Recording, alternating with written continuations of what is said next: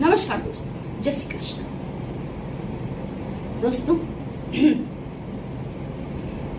कई बार हम अपनी लाइफ में वो गलतियां करते हैं जिससे हमारे जीवन में दुख आता है, दरिद्रता आती है।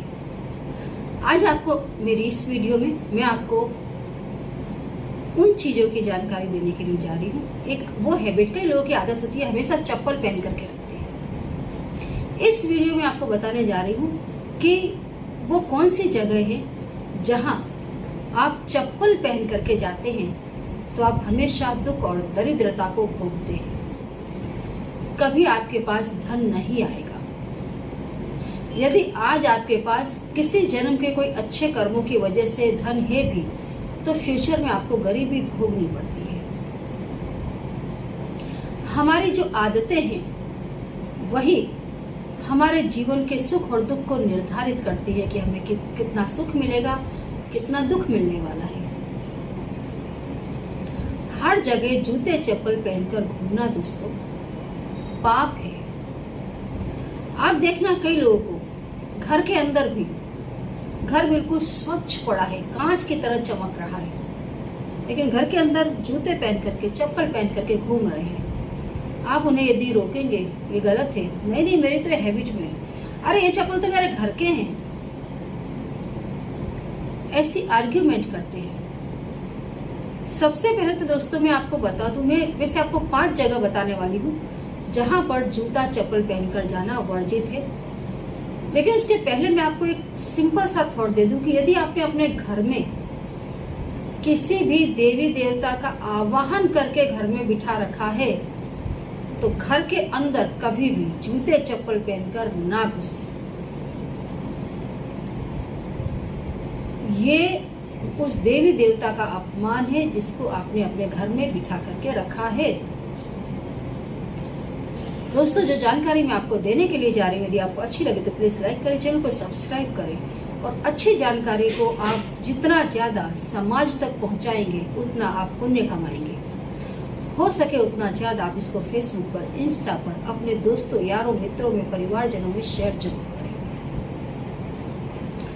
तो दोस्तों, सबसे पहली जगह आपके घर में या बाहर, जहां पर भी आपने पूजा स्थान बना रखा है या मंदिर में, बाहर जहां पर मंदिर है, घर में जहां मंदिर है, उस जगह पर, जैसे जिस कमरे में आपने पूजा स्थान बनाया है उस कमरे के अंदर कभी भी जूते या चप्पल पहन करके आप एंटर ना हो।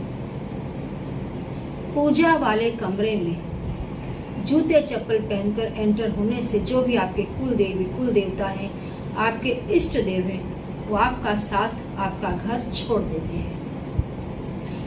जिस व्यक्ति के ऊपर, जिस परिवार के ऊपर उसकी कुल देवी की कृपा ना हो, वो परिवार बिल्कुल बिखर जाता है, शत्रुओं का शिकार हो जाता है। चलते फिरते नहीं जैसे लोग भी उसको थप्पड़ मार देते हैं, कोई भी इंसान उसके घर में हाथ डाल देता है, मतलब उसका वजूद ही खत्म हो जाता है। जो व्यक्ति घर के पूजा स्थान में जूते चप्पल पहनकर पहुंच जाता है, उस कमरे में जहां मंदिर है, जहां पूजा स्थान है, उसमें जूते चप्पल पहनकर घुस जाए। जो व्यक्ति बाहर भी मंदिरों में यदि जूता चप्पल पहन करके घूमता है, उसके जीवन में ये दुर्घटना बननी है। बड़े बड़े संकट आते हैं, अचानक एक्सीडेंट हो जाना, बड़ी बड़ी दुर्घटनाओं का उसे सामना करना पड़ता है। बिल्कुल, मतलब जैसे उसका जीवन कैसे होता है, जैसे जो जीव बिना छत्र छाया का हो, बिना माता पिता का जीव इस संसार में कितनी ठोकर खाता है। जो इंसान पूजा स्थान की इज्जत नहीं करता, रिस्पेक्ट नहीं करता, उसका जीवन ऐसा ही बर्बाद हो जाता है। दूसरा दोस्तों, आपके घर का किचन, मैंने कई महिलाओं को देखा, ये इसलिए मैं आपको बता रही हूँ, मैंने महिलाओं को देखा किचन में चप्पल पहन करके खाना पका रही है। किचन में चप्पल, किचन दोस्तों वहां माता अन्नपूर्णा का वास होता है। तमाम देवी देवता, आपके पितृ आपके किचन की मुलाकात समय समय पर लेते रहते हैं। माता अन्नपूर्णा शिव जी की ही अर्धांगिनी है। जिसके ऊपर माता अन्नपूर्णा की कृपा होती है दोस्तों, उसके घर में सदैव धन धान्य भरा रहता है। वो परिवार दिन प्रतिदिन उन्नति को प्राप्त करता है, उसकी उन्नति होती ही रहती है। जिस घर में किचन साफ सफाई से किचन को रखा जाता होगा, किचन के बर्तन स्वच्छ रखे जाते होंगे, किचन के तमाम नियमों का पालन जो भी महिला कर रही होगी, उस घर की उन्नति होनी है और होनी है। किचन में कभी भी सिंक में गंदे बर्तन ना रखें, प्लेटफॉर्म किचन का हमेशा साफ रखें, गैस हमेशा स्वच्छ रखें, चूल्हे के गैस के आसपास जूठे बर्तन ना रखें, रात को कभी भी प्लेटफॉर्म पर एक भी जूठा बर्तन ना छोड़ें, खाना पकाते पकाते कभी भी भोजन को जूठा ना करें। खाना पका करके जो भी महिला भोजन बना रही है, सीधे तुरंत सबसे पहले भोजन लेकर के खाने ना बैठे, सबसे पहली थाली अपने इष्ट देव, अपने कुल देवता की निकाले। किचन के अंदर दोस्तों जो भी महिला जूता चंपल पहन करके भोजन पकाती है, उस घर के जो भी व्यक्ति, उनकी भी बुद्धि खत्म हो जाती है। आप देखना, कई महिलाओं को मैंने देखा जो जिन्हें मॉडर्न होने का वहम है, मैं यूं कहूँ कुछ सनके टाइप उनका दिमाग होता है।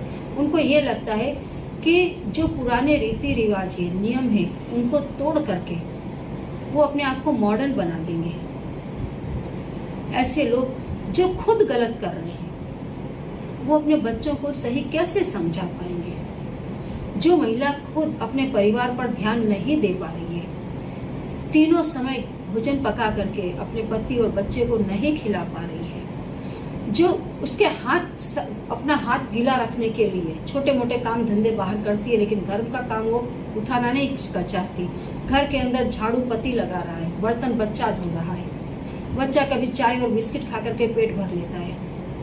वो महिला अपने परिवार को नहीं संभाल पा रही है। तरह तरह के बेहूदे कपड़े अपने से बड़ों के सामने पहन करके पेश आ जाती है और ये कहती है कि वो मॉडर्न है। तो उस घर की उन्नति कैसे होगी? किचन बहुत रिस्पेक्टेड जगह है। जैसे हम अपने बड़ों की इज्जत करते हैं, अपने घर के कुल देवी देवता की इज्जत करते हैं, पूरा किचन दोस्तों एक मंदिर है। किचन को हमेशा सजा करके रखें, सजाए सवारे, किचन में हर चीज मौजूद रखें, स्वच्छता रखें। किचन को कभी भी सूना ना पड़ा रहने दें। कई घरों में 2-2, 3-3 दिन तक खाना बनता ही नहीं है। कुछ नहीं तो कुछ भी बना ले, लेकिन गैस चूल्हा दिन में एक बार तो जरूर जलाएं। इससे घर में सुख और समृद्धि आती है। तीसरी चीज दोस्तों, आपके घर की तिजोरी, जहां आप धन रखते हैं, जहां दोस्तों माता लक्ष्मी का जो माता लक्ष्मी का स्थान है, जहां माता लक्ष्मी निवास करती है, वो जगह हमेशा स्वच्छ होनी चाहिए, सुंदर होनी चाहिए। तिजोरी के आसपास या तिजोरी के अंदर भी कभी भी गंदी और गलत चीजें ना रखें। इससे हमेशा माता लक्ष्मी रुष्ट होती है, घर का धन चला जाता है। जब भी आप तिजोरी में कोई भी पैसे रखने जाते हैं, निकालने जाते हैं, चप्पल बाहर उतार दें। चप्पल या जूते पहन करके तिजोरी में ना कभी पैसे रखें, ना तिजोरी से पैसे निकालें। ऐसा करने से आप माता लक्ष्मी का अपमान करते हैं। जिन घरों में जूते चप्पल पहन करके तिजोरी खोली जाती है, बंद की जाती है, पैसे रखे जाते हैं, निकाले जाते हैं, उस घर में कभी भी लक्ष्मी नहीं टिकती है। चौथा दोस्तों, नदी, बहता हुआ जल। अगर जल नहीं है तो जीवन नहीं है। जल देव की हमेशा इज्जत करें। आपको हमेशा बताया जाता है कि आप अपने पनिहारे पर घी का दिया जलाएं। आप वरुण देव की पूजा करते हैं। कोई भी हवन होता है, यज्ञ होता है, वरुण देव का हिस्सा उसमें निकाला ही जाता है, उनके नाम की आहुति डाली ही जाती है। नदियां को जब भी आप, जैसे आप रेलगाड़ी में सफर कर रहे हैं, नदी आती है तो उसमें आप तांबे का सिक्का या जो भी आपके पास सिक्के हों, कुछ सिक्के जल में जरूर डालें। जल का हर जीव के ऊपर ऋण है। जैसे माता का ऋण कोई नहीं चुका पाया, ऐसे जल का ऋण कोई नहीं चुका पाता। आपको एक दिन जल ना मिले तो आप समझ जाएंगे कि मैं मर जाऊंगा, मैं जीवित नहीं रहूंगा, क्योंकि मेरे पास जल नहीं है, पानी नहीं है पीने का। वही पानी के बिना कौन रह सकता है। जल की हमेशा वैल्यू करें। घर में भी जहाँ आप मटका रखते हैं, उस मटके के आसपास स्वच्छता रखें। हमेशा घी का दीपक लगाएं। यदि आप नदी के पास जाते हैं, बहती नदियां हो, हमेशा जूते चप्पल दूर उतारें। कभी भी दोस्तों नदी में जूता चप्पल पहन करके खड़े ना हो जाएं, अन्यथा आप महापाप के भागी बनेंगे। नदियां में बहती नदियां में जल में दिए प्रवाहित किए जाते हैं। नदी में कच्चा दूध चढ़ाया जाता है। नदिया की पूजा की जाती है, पुष्प अर्पित किए जाते हैं। जो लोग मेरी ब्लॉग चैनल देखते होंगे, आपने देखा होगा, प्रयाग में अभी कुछ ही दिन पहले मैं गई थी। माता गंगा की बहुत बढ़िया मैंने पूजा की। कच्चा दूध, पुष्प, पैसे, नारियल सब कुछ बहती हुई गंगा में अर्पित किया। हमेशा नदी आके जहां पर भी नदी है उसे प्रणाम करें। इसके बाद दोस्तों आता है आपके घर का अनाज का भंडार, अन्न भंडार।